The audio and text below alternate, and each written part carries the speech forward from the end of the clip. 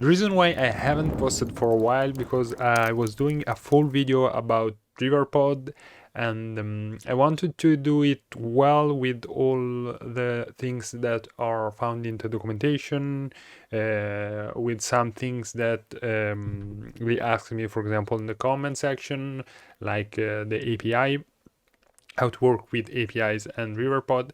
And I have already recorded a lot of things, but sadly I found that they have the new version of Riverpod, that it is the stable version. I was doing all these videos on the dev version, and I don't feel anymore that I have to continue on the other one, since even if I have already recorded a lot, but now I think that I'm going to re-record everything for this version here. So I'm sorry if you see that I post again explaining provider, but if since there are some little changes, I feel that the previous videos are outdated, and I have to create a new version for people that want to see the latest version.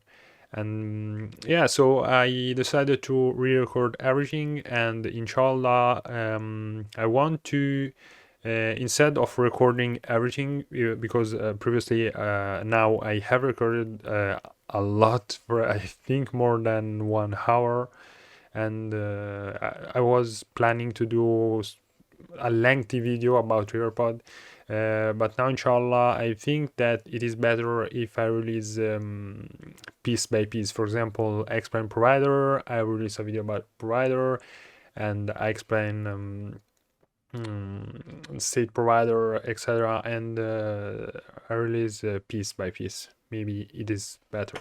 So inshallah in the next videos I'm going to talk about this version here. At the beginning I am sorry because I'm going to re-explain some things, but yeah, that's it.